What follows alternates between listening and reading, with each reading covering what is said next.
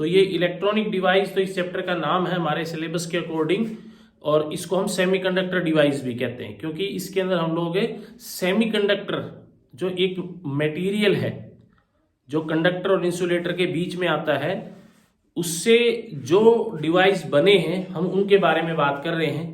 तो आज का जो हमारा लेक्चर है वो जो चल रहा है अभी कंटिन्यूस, पिछली जो 2-3 वीडियोस आपने अगर देखी हो तो उसमें हमने एक डायोड जो है टॉपिक उसके बारे में डिस्कस कर रहे हैं। और इससे पहले वीडियो मैंने आपको बताया था कि भाई पीएन जंक्शन डायोड होता क्या है, ये बनता कैसे है, और पीएन जंक्शन डायोड जो है उसको हम जोड़ते कैसे हैं।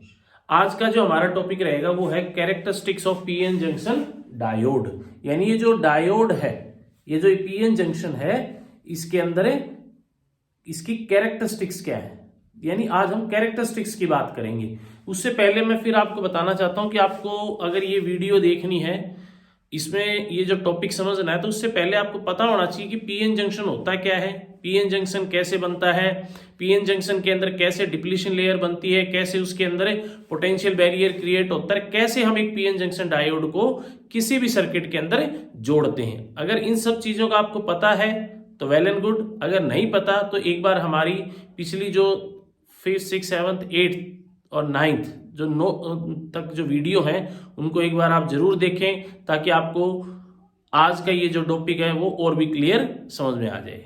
तो let's start the characteristics of PN junction और डायोड। ठीक है, देखो बच्चों, मैं बार बार इसका जो 2 नाम इसलिए ले रहा हूं क्योंकि इसको हम अपनी फिजिक्स की भाषा में तो पीएन जंक्शन कहते हैं, और वैसे हम इलेक्ट्रॉनिक्स में या ये कह सकते हैं कि जो हमारे इलेक्ट्रिशियन हैं, जो रिपेयरिंग वाले हैं, उनके लिए जो इसका नाम है वो डायोड है। इसको डायोड क्यों कहते हैं? पीएन जंक्शन तो साइंस सबको पता लग गया होगा कि पीएन जंक्शन क्यों कहते हैं इसको, क्योंकि इसके अंदर एक पी टाइप और एन टाइप सेमीकंडक्टर होता है, इसलिए हम इसको पीएन जंक्शन कहते हैं। तो अब कई बच्चों के दिमाग में क्वेश्चन आ रहा होगा कि इसको डायोड क्यों कहते हैं, इसका नाम डायोड क्यों रखा गया? क्योंकि देखो, किसी भी चीज का कोई नाम होता है ना, तो उसका कोई ना कोई महत्व होता है। ये नहीं कि भाई आपने उसको वैसे ही उसका नाम कर दिया। तो इसका नाम जो डायोड है वो क्यों रखा गया, इसका कारण क्या है कि अभी हमने जो पीएन जंक्शन के बारे में पढ़ा था, जैसे मैंने बताया था ये इसके अंदर इसकी अगर हम जंक्शन की बात करें तो ये पी टाइप होता है और ये एन टाइप। इसके पास होल होते हैं और इसके पास इलेक्ट्रॉन्स होते हैं। तो इसके अंदर 2 टर्मिनल हैं, एक टर्मिनल ये है और एक टर्मिनल ये है। अगर हम इसका सिंबल देखें तो सिंबल कैसा होता है, इस प्रकार से। पिछले एक लेक्चर में मैंने आपको बताया था कि पीएन जंक्शन डायोड का सिंबल ये होता है, जिसमें ये पी टाइप होता है और ये एन टाइप होता है। तो आपने ये जो 2 इसके वो देखे हैं, ये तो इसका हम ये कह सकते हैं एक्चुअल में पीएन जंक्शन बनता है इस तरह से, इसलिए इसका ये है, और ये इसका सिंबल है पीएन जंक्शन डायोड का। तो इसमें अगर आप दोनों ही इनमें देखते हो तो पीएन जंक्शन और डायोड चीज एक ही है। इनके अंदर कितने टर्मिनल है? 2 टर्मिनल है। तो 2 टर्मिनल यानी डायोड। तो डायोड ऐसा सेमीकंडक्टर डिवाइस जिसके 2 वो होते हैं, टर्मिनल होते हैं, उसको डायोड कहते हैं। तो समझ में आ गई बात? तो इसको पीएन जंक्शन तो नाम इसलिए रखा क्योंकि इसके अंदर पी टाइप और एन टाइप सेमीकंडक्टर होता है, और डायोड इसलिए कहते हैं इसको क्योंकि ये जो पीएन जंक्शन बन के आया है इसके 2 टर्मिनल हैं, तो इसलिए इसको क्या बोलते हैं? डायोड कहते हैं। तो आज हम इसी की कैरेक्टरिस्टिक्स की बात करेंगे कि what are the characteristics of a PN junction diode. अब इसकी कैरेक्टरिस्टिक्स करने से पहले आपको पता होना चाहिए कि भाई ये कैरेक्टरिस्टिक्स है क्या चीज, व्हाट आर द कैरेक्टरिस्टिक्स। अब आपके मन में एक क्वेश्चन आ रहा होगा कि भाई कैरेक्टरिस्टिक्स तो किसकी होती है? किसी आम आदमी की होती है, किसी गाड़ी की होती है, किसी मान लो भाई पशु की होती है, इनकी कैरेक्टरिस्टिक्स होती है। डायोड की कैरेक्टरिस्टिक्स क्या होगी? देखो बच्चों, कैरेक्टरिस्टिक्स वर्ड का मतलब क्या होता है कि आपको किसी भी, चाहे वो सजीव वस्तु हो या निर्जीव वस्तु हो, उसकी प्रॉपर्टी के बारे में पता होना क्या कहलाता है? कैरेक्टरिस्टिक्स। कैसे? जैसे देखो, मान लो ये पेन है, इस पेन की कैरेक्टरिस्टिक्स क्या है भाई? इसको आप चला के देखोगे तो ये ब्लैक कलर का चला, तो इसका मतलब इसकी कैरेक्टरिस्टिक्स ये है कि ये ब्लैक कलर का चलता है। फिर आप इसको है ना कई दिनों तक यूज करोगे, फिर आप देखोगे कि भाई ये 10 दिन तक लगातार चलता है, कोई और आपने देखा वो मान लो 8 दिन तक लगातार चलता है, तो इसका मतलब इसकी कैरेक्टरिस्टिक्स क्या होगी कि भाई ये ज्यादा चलेगा वो कम चलेगा। ऐसे ही मान लो भाई किसी बच्चे से लगा लो, स्टूडेंट से, किसी स्टूडेंट को आप कोई क्वेश्चन पेपर दो, एक क्लास में ही मान लो, क्लास में अगर आपको कैरेक्टरिस्टिक्स देखनी किन्हीं बच्चों की, तो आप उसको एक क्वेश्चन पेपर देते हो फिजिक्स का, और वो क्वेश्चन पेपर सोल्व आउट करने के बाद जब आप उसके मार्क्स देखते हो तो कुछ बच्चों के मार्क्स हाई होते हैं, किसी के लो होते हैं, तो आप उस मार्क्स के बेस पे उनकी कैरेक्टरिस्टिक्स बताते हो कि भाई ये बच्चा इंटेलिजेंट है या वीक है। तो ऐसे ही कैरेक्टरिस्टिक्स निकालने का सबसे बढ़िया तरीका क्या है कि आप किसी को कोई इनपुट दो, किसी को इनपुट दो और आप उसका आउटपुट चेक करो। तो इस इनपुट और आउटपुट के बीच में जो रिलेशन आएगी दैट इज कॉल्ड कैरेक्टरिस्टिक्स, है ना भाई। मान लो मेरी कैरेक्टरिस्टिक्स देखनी है, मान लो मेरी कैरेक्टरिस्टिक्स देखनी ईमानदारी की, तो आप क्या करो कि भाई मान लो आप भी कोई हिसाब करने लग रहे हैं और उस हिसाब में मेरे को मेरी ये कैरेक्टरिस्टिक्स पता करनी कि मैं ईमानदार हूं या नहीं। मुझे मान लो कि हिसाब में जितने बनते उससे आपने 1000 रुपए एक्स्ट्रा दे दिए, ठीक है। अब 1000 रुपए एक्स्ट्रा दे दिए, अब आपने मेरे को 1000 रुपए जानबूझ के एक्स्ट्रा दिए, अगर मैं वो पैसे आपको वापिस नहीं लौटाता हूं, आपको ये नहीं कहता हूं कि फालतू है, तो इसका मतलब मेरी कैरेक्टरिस्टिक्स क्या होगी, बेईमान की होगी। और अगर मैं वापस देता हूं तो वो ईमानदारी की होगी। तो इसका मतलब आपने मेरे को इनपुट दिया और उसका आउटपुट चेक किया और उससे आपको मेरी कैरेक्टरिस्टिक्स का पता लग गया। तो ऐसे ही अगर आपको किसी डिवाइस की कैरेक्टरिस्टिक्स पता करनी है तो उसको इनपुट दो और उसका आउटपुट चेक करो। तो इनपुट और आउटपुट के बीच में आप एक ग्राफ ड्रॉ कर लो, वो ग्राफ उसकी क्या बताएगा, कैरेक्टरिस्टिक्स। समझ में आई बेटा। तो यहां पर हम बात कर रहे हैं कैरेक्टरिस्टिक्स ऑफ ए डायोड। एक डायोड की कैरेक्टरिस्टिक्स क्या है, तो डायोड की कैरेक्टरिस्टिक्स कैसे पता लगेंगी। डायोड को आप कोई इनपुट पोटेंशियल दो और उसका आउटपुट चेक करो। तो इनपुट तो इसके अंदर मान लो हमारे पास कोई करंट या वोल्टेज होगी और आप उसका करंट चेक कर लो, तो वो उसकी क्या हो जाएगी, कैरेक्टरिस्टिक्स हो जाएगी। क्लियर बेटा।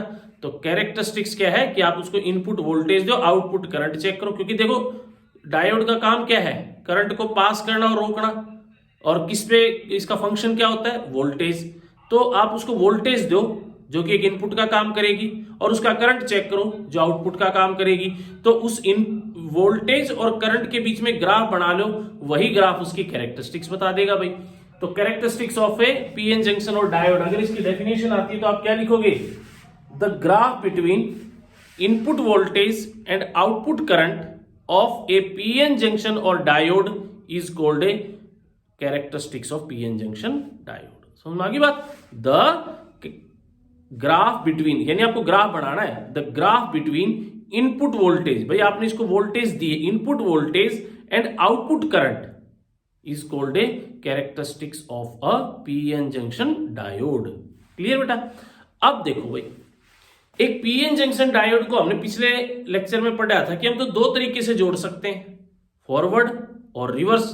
और दोनों ही केस में आपने देखा था कि जो करंट है, करंट के जो पास होने की जो कैरेक्टरिस्टिक्स है वो डिफर है। तो इसका मतलब है कि भाई डायोड की अगर कैरेक्टरिस्टिक्स देखनी है तो डायोड को एक बार फॉरवर्ड में लगाओ और एक बार रिवर्स में, फिर उसकी कैरेक्टरिस्टिक्स देखो। दोनों कैरेक्टरिस्टिक्स अलग अलग आएंगी, अब वो हम देखें कैसे आएंगी। तो इसका मतलब एक डायोड या एक पीएन जंक्शन की कैरेक्टरिस्टिक्स दो तरीके से मापी जाती हैं, एक उसको फॉरवर्ड में लगा के, एक रिवर्स। इसलिए उसकी दो कैरेक्टरिस्टिक्स होती हैं, एक फॉरवर्ड कैरेक्टरिस्टिक्स और एक होगी हमारी रिवर्स कैरेक्टरिस्टिक्स। ठीक है बेटा। ओके, तो characteristics of PN junction diode में हम बात करेंगे कि there are two types of characteristics. Number 1 forward bias characteristics, ठीक है। और दूसरी क्या हो जाएगी, रिवर्स बायस कैरेक्टरिस्टिक्स, ठीक है। तो there are two type of characteristics, एक फॉरवर्ड बायस कैरेक्टरिस्टिक्स और एक रिवर्स बायस कैरेक्टरिस्टिक्स, ठीक है भाई। तो जिस तरह से हमने इसकी दो तरह की बाइसिंग की थी कि भाई एक डायोड को आप फॉरवर्ड में या रिवर्स में जोड़ सकते हो, वैसे ही एक डायोड की कैरेक्टरिस्टिक्स भी दो होती है। तो कैरेक्टरिस्टिक्स ऑफ डायोड पता लगे बेटा कि कैरेक्टरिस्टिक्स ऑफ डायोड होती है कि आप एक डायोड ले लो कोई भी और उस डायोड को इनपुट वोल्टेज दो और उसकी आउटपुट वोल्टेज चेक करो ना, करंट। इनपुट क्या होगा? वोल्टेज, और आउटपुट क्या होगा? करंट। इस बात का ध्यान रखना आपने कि भाई एक डायोड को कोई वोल्टेज दो और उसका करंट जो आ रहा है उसको आप डिटेक्ट करो, फिर वोल्टेज और करंट के बीच में ग्राफ बनाओ, वो ग्राफ उसकी क्या होगी? कैरेक्टरिस्टिक्स होगी। ठीक है, अब हम बात करते हैं फॉरवर्ड बायस कैरेक्टरिस्टिक्स की।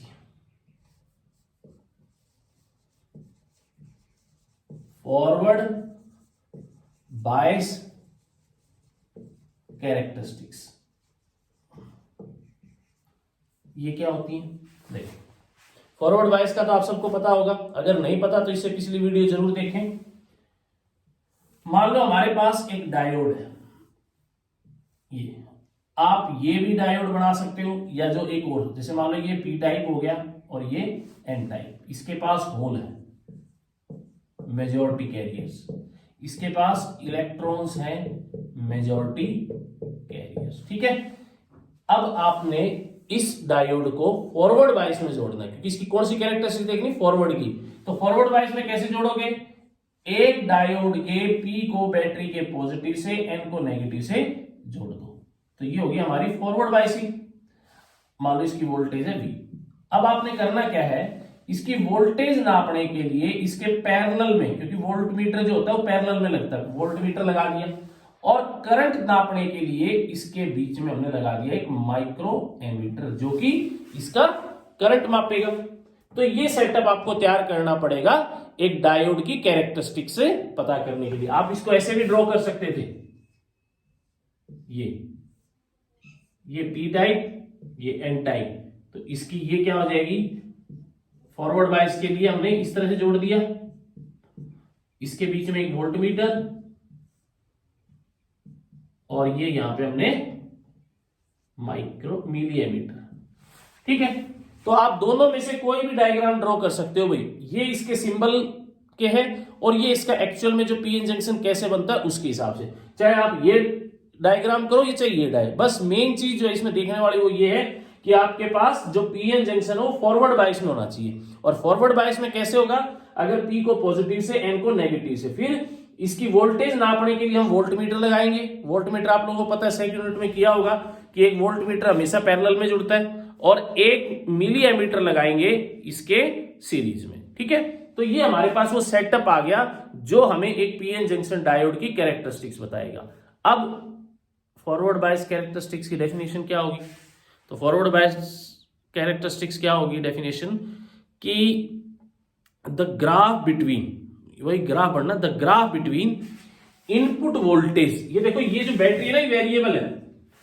वेरिएबल का मतलब हम इसकी वोल्टेज कम ज्यादा कर सकते हैं। Input voltage and output current when A diode is connected in forward bias is called forward bias characteristics. भाई आप एक ग्राफ बढ़ाओ इनपुट वोल्टेज और आउटपुट करंट का, किसके लिए? एक डायोड के लिए। कब? जब उसको फॉरवर्ड बायस में जोड़ो, तो उसको हम क्या बोलेंगे? Forward bias characteristics. ठीक है भाई, तो क्वेश्चन आएगा explain the forward bias characteristics. तो सबसे पहले तो आप उसकी डेफिनेशन लिखोगे, ऊपर हेडिंग डालोगे फॉरवर्ड बायस कैरेक्टरिस्टिक्स और नीचे उसकी डेफिनेशन। क्या हो जाएगी डेफिनेशन? कि भाई द ग्राफ बिटवीन क्या? Input voltage and output current of A diode when it is connected in forward bias is called forward bias characteristics। ये उसकी डेफिनेशन। उसके बाद नीचे आप इन दोनों में से कोई भी एक डायग्राम ड्रॉ कर सकते हो जिसमें एक डायोड को फॉरवर्ड बायस में जोड़ के बैटरी के साथ वोल्टमीटर और मिली एमीटर लगा दोगे। ठीक है, अब क्या करना है? ये आप लोगों के सिलेबस में प्रैक्टिकल भी है भाई। फिजिक्स के लैब के अंदर एक सेटअप आता है जिसमें एक सिंगल डायोड लगा होता है, उसकी हमें कैरेक्टरिस्टिक्स पता करनी होती है। तो ये आपके लिए प्रैक्टिकल भी है, तो आप ये भी मानो कि आप इसके साथ साथ प्रैक्टिकल भी कर रहे हो। ठीक है, अब आपको करना क्या है? अब आपने एक छोटा सा मतलब टेबल बनाना है जिसमें यहां वोल्टमीटर, वोल्टेज और यहां करंट। ठीक है, अब आप क्या करोगे? इसको पहले मान लो 0 वोल्टेज दे दी, फिर 0 वोल्टेज पे आप देखोगे कि करंट भी लगभग 0 है। फिर आप इसको 0.1 वोल्टेज दोगे तो भी मान लो करंट लगभग स्मॉल ही है 1 एम्पियर। 0.2 पे 2 एम्पियर, 0.3 पे 3 एम्पियर, और उसके बाद 0.4 के बाद तो 6, 5 के बाद 8, मतलब उसके बाद तो कंटिन्यूसली जो है ये देखो मैंने सिर्फ आपको समझाने के लिए लिया है ना, तो आपने क्वेश्चन पेपर के में आए क्वेश्चन तब आपने करना है, वहां तो डायरेक्ट आपको ग्राफ ड्रॉ करना है। इसे समझाने के लिए मैंने कहा है कि अभी मान लो शुरुआत में आप इस तरह से करते हो, ठीक है, ये ऐसा प्रैक्टिकल में तो आपने करना ही होता है। अब आप इसका ग्राफ बढ़ाओगे इसको समझने के लिए। ग्राफ कैसे बनेगा, ये एक्स एक्सिस और ये वाई एक्सिस, इस तरफ हम लेंगे वोल्टेज वोल्ट में होगी, और इस तरफ लेंगे हम करंट जो कि मिली एम्पियर में होगा, ठीक है। अब आपने ये जो यहां रिकॉर्ड लिए हैं, मतलब आपने पहले शुरुआत में वोल्टेज 0 रखी, फिर 0.1, फिर 0.2, 0.3, इस तरह धीरे धीरे वोल्टेज आप बढ़ाते गए, और जो करंट आया उसको आपने इस टेबल में नोट करते रहे, और उसके बाद फिर आप एक ग्राफ बनाओगे वोल्टेज और करंट के लिए, वोल्टेज एक्स एक्सिस के अलॉन्ग और करंट। आप क्या देखोगे कि ये जो ग्राफ है ना इस तरह से बनेगा,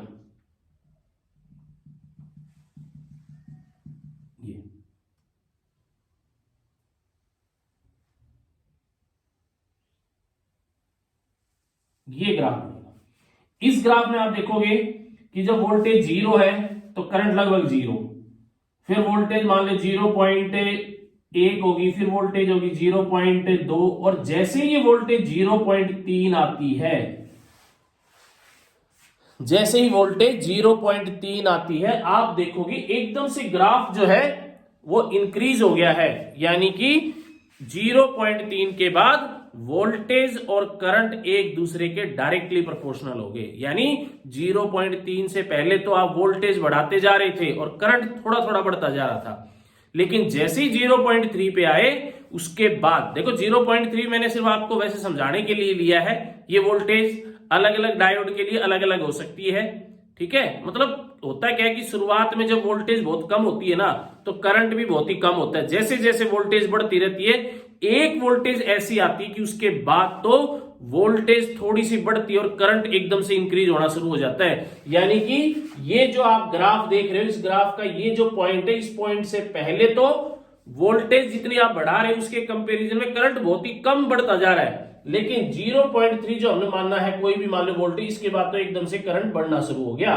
यानी इसके बाद हमारा जो ये डायोड है ये एक कंडक्टर की तरह बिहेव करने लग गया। ऐसा क्यों हुआ भाई? ऐसा इसलिए हुआ बेटा, पिछले लेक्चर में मैंने आपको बताया था कि हर एक डायोड की एक पोटेंशियल बैरियर होती है। अगर आप उससे कम वोल्टेज उसको सप्लाई करोगे तो उसमें करंट फ्लो नहीं करेगा, लेकिन अगर आप उसके इक्विवेलेंट या ज्यादा आप वोल्टेज सप्लाई करोगे तो वो डिप्लीशन लेयर बिल्कुल श्रिंक हो जाती है और उसमें होल और करंट का इधर से उधर जाना शुरू हो जाता है और उसके अंदर करंट फ्लो करता है। तो इसका मतलब ये जो 0.3 देखो आप, ये आपका एक घुटने की तरह हो गया। इस 0.3 जहां से ये एकदम से हमारी करंट इंक्रीज हो, इसको हम बोलते हैं नी वोल्टेज। नी यानी घुटना होता है ना, नी वोल्टेज। तो इस ग्राफ से आपको क्या समझ में आया बेटा? क्या कैरेक्टरिस्टिक्स पता लगी डायोड की? तो हम ये कह सकते हैं कि इस ग्राफ से हमें ये समझ में आया कि जब आपकी इनपुट वोल्टेज नी वोल्टेज से कम थी, डायोड के अंदर a very small current is flow, लेकिन जैसे ही आप नी वोल्टेज से ज्यादा वोल्टेज सप्लाई करोगे या इक्विवेलेंट करोगे, एकदम से करंट बढ़ना शुरू हो जाएगा। हमारा जो डायोड है वो कंडक्टर की तरह बिहेव करेगा। तो इसका मतलब है ये नी वोल्टेज जो है ये हमारे लिए मेन है एक डायोड में करंट पास कराने के लिए। तो समझ में आ गया बेटा? तो फॉरवर्ड बायस कैरेक्टरिस्टिक्स क्या होती है? अगर आ भी जाए क्वेश्चन तो सबसे पहले आप उसकी डेफिनेशन लिखोगे कि the graph between input voltage and output current of A diode when it is connected in forward bias is called forward bias characteristics. फिर आप इसकी क्या करोगे? ये सर्किट डायग्राम बनाओगे, चाहे ये बनाओ चाहे ये बनाओ, और उसके बाद आप नीचे बताओगे कि भाई when we switch on the battery and vary its voltage, the current is increases with small amount, but after a voltage the current is abruptly increases and the diode is behave as a conductor and this voltage is known as a knee voltage। इसका मतलब हर एक diode की एक नी voltage होती है, मतलब diode की हमें कैरेक्टरिस्टिक्स पता लगी ना कि हर डायोड की एक नी वोल्टेज होती है जब आप उसको फॉरवर्ड बायस में लगाते हो, जिसके बाद उसमें करंट फ्लो करना शुरू हो जाता है। तो बेटा जैसे बताऊं आपको, अगर आपके पास यही डायोड जर्मेनियम का बना हुआ है तो ये मानना है कि इसकी नी वोल्टेज लगभग 0.3 है, और अगर आपने ये बना रखा है सिलिकॉन का तो ये लगभग 0.7 होती है। तो हर एक डायोड की नी वोल्टेज होती है, वो आपको पता होना चाहिए। तो हमें ये कैरेक्टरिस्टिक्स पता लगी। अब दूसरी कैरेक्टरिस्टिक्स, तो दूसरी कैरेक्टरिस्टिक्स क्या है? Reverse bias characteristics. ठीक है, अब ये रिवर्स बायस कैरेक्टरिस्टिक्स क्या है? सबसे पहले तो हम इसकी डेफिनेशन करेंगे। रिवर्स बायस कैरेक्टरिस्टिक्स सेम वही काम है कि भाई आप इसको इनपुट वोल्टेज दोगे, आउटपुट करंट लोगे, उसका ग्राफ बनाओगे। कब? जब आप इसको रिवर्स में लगाओगे। तो रिवर्स बायस कैरेक्टरिस्टिक्स क्या होती है कि the graph between input voltage and output current of a diode when it is connected in reverse bias is called a reverse bias characteristics। यानी एक डायोड को रिवर्स बायस में लगाओ और फिर उसकी इनपुट वोल्टेज और आउटपुट करंट के बीच में ग्राफ बनाओ। अगर वो ग्राफ जो है वो हमें उसकी कैरेक्टरिस्टिक्स बताएगा। तो फॉरवर्ड में आपने देखी उसकी कैरेक्टरिस्टिक्स क्या आई थी?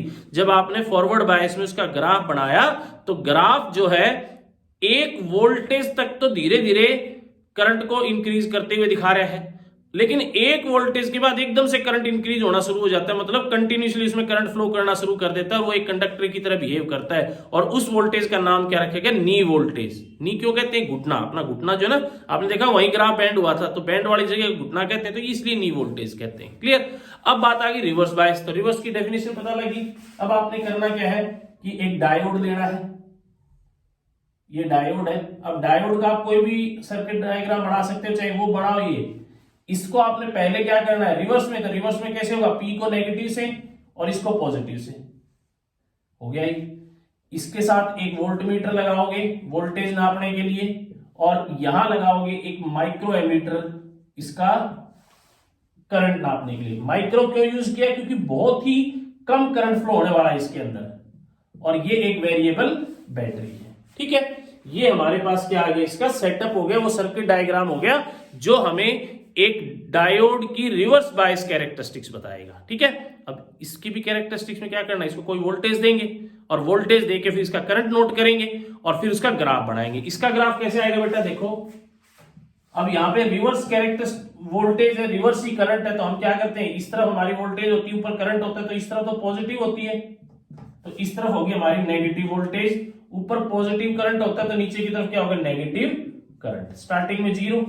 इसका ग्राफ बेटा ऐसे बनेगा, ये। अब आप कहोगे ये ग्राफ कैसे बना जी? अगर आपने पिछला वीडियो देखा है तो वहां आपको एक बात समझ में आई होगी। मैंने बताया था कि जब आप एक डायोड को रिवर्स में लगाते हो तो रिवर्स में लगाने के बाद क्या होता है कि भाई सारा ही सिस्टम उल्टा हो जाए। फॉरवर्ड में जो डिप्लीशन लेयर श्रिंक हुई थी, अब रिवर्स में वही डिप्लीशन लेयर वाइड होनी शुरू होगी, चौड़ी होनी शुरू होगी, जिसके कारण पोटेंशियल बैरियर बढ़ गई। और जब आप इनपुट वोल्टेज दोगे तो वो पोटेंशियल बैरियर के साथ जुड़ेगी और हमारी डिप्लीशन लेयर और वाइड होती जाएगी, जिसके कारण जो थोड़े बहुत इलेक्ट्रॉन होल इधर उधर जाने की कोशिश कर रहे थे वो भी बिल्कुल रुक जाएंगे, और हमारा जो डायोड है वो एक इंसुलेटर की तरह बिहेव करेगा, उसके अंदर कोई करंट फ्लो नहीं करेगा। तो अगर आपने पिछली वीडियो देखी तो मैंने वहां बताया था कि what are the effect of reverse biasing, मतलब एक डायोड को उल्टा जोड़ने से क्या उसके अंदर इफेक्ट होगा। तो पहला इफेक्ट था यही था कि डिप्लीशन लेयर हमारी श्रिंक होगी, दूसरा पोटेंशियल बैरियर बढ़ गई, तीसरा पोटेंशियल बैरियर बढ़ने के कारण करंट फ्लो नहीं होगा और वो एक इंसुलेटर की तरह बिहेव करने लगी। अब अगर आपको याद हो तो लास्ट में मैंने एक कैरेक्टरिस्टिक्स और बताई थी, वो ये कि बेटा ये बात सही है कि उसके अंदर करंट जाना बंद हो जाता है, लेकिन ये पाया गया कि एक लिमिट के बाद जब आप वोल्टेज बढ़ाते हो तो उसके बाद एक बिल्कुल ही मामूली सा करंट उसमें से फ्लो करना शुरू कर देता है, जिसको हम क्या बोलते हैं उसको बेटा, रिवर्स करंट। वो करंट आता कहां से है? वो आता है जो हमारा N है और जो P है, उसमें N के पास जो मेजोरिटी कैरियर है और P के जो माइनॉरिटी कैरियर, N के माइनॉरिटी कैरियर कौन है? होल, और P के माइनॉरिटी कैरियर कौन है? इलेक्ट्रॉन। तो ज्यादा पोटेंशियल होने के कारण, ज्यादा पोटेंशियल बैरियर, ज्यादा डिप्लीशन लेयर होने के कारण ये जो थोड़े बहुत हजारों में से जो 2-3 करंट कैरियर्स है ना, इलेक्ट्रॉन और होल, वो उसके साथ मिक्सअप होकर के और इधर से उधर फ्लो करना शुरू कर देते हैं, और उसके कारण एक मामूली सा करंट आता है, उसको हम क्या बोलते हैं? Reverse current. ठीक है, तो ये यहां तक जो मैंने दिखाया है ना आपको, ये रिवर्स करंट है। जो ये जो 3-4 पिछली बार मैं एग्जांपल ये मान लो भाई 3 इलेक्ट्रॉन 3 होल है, तो उन 3 इलेक्ट्रॉन और होल के कारण मामूली सा करंट बढ़ेगा। जब वोल्टेज बढ़ाओगे तो देखो आप नीचे की तरफ धीरे धीरे मामूली सा करंट बढ़ता जा रहा है। ठीक है, अब इसके बाद क्या होगा कि आप चाहे कितनी भी वोल्टेज बढ़ा लो, ये करंट नहीं बढ़ेगा, क्योंकि वो तो कितने थे, हजारों में से 2-3 इलेक्ट्रॉन और होल ही तो थे। वो इलेक्ट्रॉन होल इधर से उधर गए, उनकी जगह कोई नए आए, तो इसका मतलब वो 3-4 इलेक्ट्रॉन होल इधर से उधर जा रहे हैं, उनके कारण एक मामूली सा करंट आ रहा है। और उसके बाद आप वोल्टेज बढ़ाओगे तो कितनी वोल्टेज बढ़ाओ, वो करंट जो है वो कांस्टेंट रहेगा, वो 3-4 के कारण ही रहेगा, वो कांस्टेंट हो गया। लेकिन जब ये वोल्टेज हद से ज्यादा बढ़ जाएगी तो क्या होगा कि इलेक्ट्रिक फील्ड इतनी ज्यादा पावरफुल हो जाएगी। क्यों हो जाएगी? क्योंकि देखो हमने पोटेंशियल ग्रेडियंट करके E=V/D, ये D तो बहुत ज्यादा होगी, तो V is directly proportional to V, मतलब इलेक्ट्रिक फील्ड ज्यादा हो जाएगी जब पोटेंशियल ज्यादा हो जाएगी। तो इस इलेक्ट्रिक फील्ड के कारण वहां जो एक्सेप्टर एटम और जो डोनर एटम है डिप्लीशन लेयर के आसपास, वो ब्रेक होना शुरू हो जाएंगे। अब वो ब्रेक होंगे तो क्या होगा कि हमारे पीएन जंक्शन डायोड को क्या मिल जाएंगे? इलेक्ट्रॉन्स और होल, उनकी तो हमें जरूरत थी। और वो इलेक्ट्रॉन और होल जो है वो जब मूव करेंगे तो इसके अंदर एक करंट आ जाएगा। तो इसका मतलब उसके अंदर करंट फ्लो करना शुरू हो गया। मैं दोबारा से बताता हूं, आप लोग कंफ्यूज हो गए होंगे कि जी अभी तो आप कह रहे थे कि ये तो इंसुलेटर है, अब तो ये कंडक्टर की तरह बिहेव करने लग गया है ना। इससे पिछले लेक्चर में मैंने आपको क्या बताया था कि एक डायोड जो होता है अगर फॉरवर्ड में हो तो वो कंडक्टर की तरह बिहेव करता है, यानी उसमें से करंट पास होता है, और जब रिवर्स में हो तो उसमें करंट पास नहीं होता। हाँ होता है, लेकिन मामूली सा होता है, जो थोड़ा बहुत है, जो कि मैंने यहां दिखा रखा है। वो किसके कारण होता है? जो इनके पास थोड़े बहुत माइनॉरिटी कैरियर्स है। तो यहां ये करंट कहां से आया एकदम से इस वोल्टेज के बाद? तो ये करंट कहां से आया? जब आपके पास इसको रिवर्स बायस में आपने कनेक्ट किया था, तो रिवर्स बायस में कनेक्ट किया तो थोड़ा बहुत करंट आया, उस टाइम तो करंट और वोल्टेज बढ़ती रही। लेकिन एक करंट के बाद आप वोल्टेज कितनी बढ़ाते जाओ, चाहे करंट जो है वो कांस्टेंट रहेगा। तो ये देखो, इसके बाद आप वोल्टेज बढ़ाते जा रहे हो, आपका करंट कांस्टेंट है, कांस्टेंट है, कांस्टेंट है, कांस्टेंट है, मतलब करंट नहीं बढ़ रहा, वोल्टेज बढ़ रही है। जब वोल्टेज एक हद तक बढ़ेगी तो इलेक्ट्रिक फील्ड भी बढ़ेगी, और ये इलेक्ट्रिक फील्ड क्या करेगी? जो हमारे पास ये डायोड है, इस डायोड के अंदर जो एटम है वो एटम ब्रेक हो जाएंगे, और एटम ब्रेक होंगे तो उनसे हमें क्या मिलेगा? इलेक्ट्रॉन और होल। अब ये इलेक्ट्रॉन और होल जो हमें मिले हैं, अब ये इस डायोड के अंदर इधर से उधर जाना शुरू कर देंगे, जिसके कारण इस डायोड के अंदर एक करंट आ जाएगा। तो मतलब एक वोल्टेज ऐसी आई कि उस वोल्टेज के बाद, ये वाली वोल्टेज है, इस वोल्टेज के बाद हमारा जो डायोड है उसके अंदर एब्रप्टली करंट बढ़ना शुरू हो गया। तो इस वोल्टेज को हम क्या बोलते हैं? Cut off voltage. क्या बोलेंगे? Cut off voltage. क्योंकि इस वोल्टेज के बाद एकदम से कट लग गया कि करंट लगातार बढ़ना शुरू हो गया। ठीक है, समझ में आ गई बात? तो ये होती है कट ऑफ वोल्टेज, यानी the voltage after which a current is flow through a diode in reverse biasing. मतलब एक ऐसी वोल्टेज जिसके बाद एक डायोड के रिवर्स बायस में होते हुए भी करंट फ्लो हो जाता है, उसको हम क्या बोलेंगे, रिवर्स बायस, उसको हम बोलते हैं कट ऑफ वोल्टेज। ठीक है, लेकिन बच्चों ज्यादातर होता है क्या कि हमारा जो डायोड होता है ना वो सिर्फ इतने एरिया के अंदर ही काम करता है, यहां तक तो नौबत ही नहीं आती है ना। ये तो बहुत ज्यादा ही बात होगी, जैसे नहीं होता कई बार आपके घर में एमसीबी लगा दिया, एमसीबी की एक लिमिट होती है भाई, इतने एम्पियर तक करंट आया, ज्यादा आया तो वो एकदम से ट्रिप हो जाएगी। लेकिन कई बार इतना ज्यादा करंट आ जाता है कि वो जड़े जा है, तो वो एक काम पूरा मान लो कि भाई हमारे पास जो डायोड है उस डायोड का मेन यूज क्या होता है फॉरवर्ड और रिवर्स में। फॉरवर्ड में तो इसलिए यूज होता है कि भाई करंट पास करवा दे, रिवर्स में होता है करंट रोक दे। तो यहां तक तो ये करंट रोकेगा, लेकिन उसके बाद एकदम करंट बढ़ जाएगा। तो ये कब होगा, जब आपकी वोल्टेज बहुत ज्यादा होगी, और वहां तक तो हम पहुंचते ही नहीं है। ठीक है बेटा, तो ये हमारी होगी कैरेक्टरिस्टिक्स। तो अब आप एक बार देख लो, इसको लिखोगे कैसे, अगर पेपर में आ जाए तो क्वेश्चन आएगा कि what are the reverse bias characteristics. तो सबसे पहले तो आप यही बताओगे कि a reverse bias characteristics is a graph between input voltage and output current when a diode is connected in reverse bias. फिर आप ये डायग्राम बनाओगे और फिर नीचे लिखोगे the graph between input voltage and output voltage. ये ग्राफ और इस ग्राफ को आप एक्सप्लेन कर दोगे भाई, यहां से यहां तक क्या हो रहा है, ओ से ए तक, ओ से ए तक जब आप इसको रिवर्स वोल्टेज दोगे तो इसके अंदर एक रिवर्स करंट इंड्यूस होगा जो कि बहुत ही माइनर होगा। उसके बाद आप वोल्टेज बढ़ाते जाओ, करंट कांस्टेंट रहेगा, करंट कांस्टेंट रहेगा, करंट, लेकिन एक वोल्टेज ऐसी आएगी कि उसके बाद करंट एकदम से इंक्रीज हो जाएगा और उस वोल्टेज को हम बोलते हैं कट ऑफ वोल्टेज। क्लियर बेटा? तो ये थी हमारी भाई characteristics of A diode. I hope आप लोगों को ये बात समझ में आ गई होगी कि भाई एक डायोड के अंदर क्या गुण होते हैं। तो डायोड के अंदर क्या गुण है कि हर एक डायोड की को अगर आप फॉरवर्ड बाय किसी डायोड को अगर आप फॉरवर्ड बायस में कनेक्ट करोगे तो एक वोल्टेज ऐसी आएगी कि उसके बाद उसके अंदर करंट इंक्रीज हो जाएगा और एक के बाद डिक्रीज। ठीक है, तो